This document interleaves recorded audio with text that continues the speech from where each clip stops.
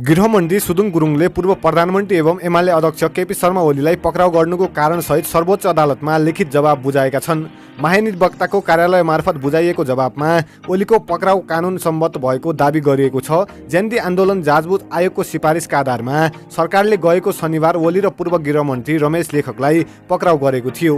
पहिलो पटक 5 दिनको म्याद थप गर्दै हिरासतमा राखेपछि उनीहरूले सर्वोच्च अदालतमा बन्द प्रत्यक्षकरण निवेदन दायर गरेका थिए, जसको सुनवाईपछि सर्वोच्चले गृहमन्त्री सहित ओलीलाई पक्राउ गर्नुको कारणबारे जवाफ माग गरेको थियो। आयोगको प्रतिवेदन कार्यान्वयन गर्ने निर्णय बालेन शाहको सरकारको पछिल्लो बैठकले नै गरेको थियो, तर अन्यको हकमा तत्काल कार्यान्वयन नगर्ने ओली र लेखकको हकमा कार्यान्वयन गर्न निर्णय भएको थियो।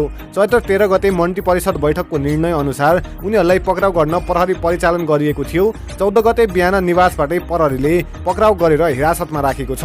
ओलीको तर्फबाट दायरा रिटमा जेन्जी आन्दोलनका क्रममा भदौ 24 गते दिउँसै ओलीले राजीनामा दिएर नैतिक जिम्मेवारी लिइसकेको दावी गरेको छ। बन्द प्रशिक्षण रिट जारी गरी ओलीलाई गैरकानुनी थुनामुक्त गर्न माग गरिएको छ।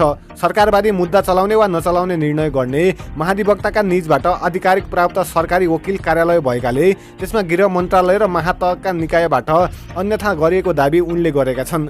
केपी शर्मा ओलीका सम्बन्धमा जाँचबुझ आयोगको प्रतिवेदनमा उल्लेख भई सिफारिस भएको विषय र उहाँ विरुद्ध पढ्न गएको जाहेरीका सम्बन्धमा अनुसन्धानका लागि अधिकार प्राप्त गरी कानुन बमोजिम नै पक्राउ पूर्ति जारी भएकोले गलत वा अन्य कुनै कारणले पक्राउ गरिएको भन्नु कानुन एवं तथ्यसँग देखिँदैन, गुरुङको जवाफमा उल्लेख छ। ओलीले सर्वोच्चमा जेन्दी आन्दोलनको घटनामा आफू उपस्थित नै नभएको दावी गरेका थिए, तर यस विषयका अनुसन्धान अधिकारीहरूबाट अनुसन्धान भएपछि यकिन हुन भएकाले अहिले नै यसो हो भन्न मिल्दैन, गृहमन्त्री गुरुङले भनेका छन्। ओलीको तोकिएको कार्यान्वयन पालन नगरेकाले प्रचलित कानुनको परिधिभित्र रही कारबाही गरिने विषय रिटको क्षेत्र आधारका विषयमा बन्न नसक्ने जिकिर गुरुङले गरेका छन्। ओलीमाथि अहिले अनुसन्धान भइरहेको छ र स्वास्थ्य सम्बन्धी हकको विशेष संरक्षण गरी आवश्यक उपचारको व्यवस्था गरी जवाफ उल्लेख छ।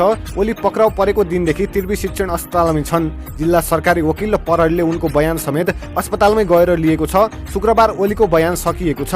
यता जिल्ला अदालत काठमाडौँले भने दोस्रो पटक 2 दिनको म्याद थप गरेको छ। बिहीबार थपिएको म्याद शुक्रबार नै सकिएको छ, तर आइतबार पुनः म्याद माग्ने प्रहरीको तयारी रहेको छ। सो यसमा तपाईँको के भन्नु छ? के यसमा ओली गलत छन् अथवा उनी निर्दोष छन् अथवा दोषी नै छन् त? आफ्नो प्रतिक्रिया तल कमेन्ट बक्समा लेख्न चाहिँ नभुल्नुहोला। साथै यस्तै न्युजको लागि हाम्रो च्यानललाई सब्स्क्राइब गरी बेल आइकन दबाउन चाहिँ नभुल्नुहोला। भिडियो यहाँसम्म हेर्नु भएकोमा धेरै धेरै धन्यवाद।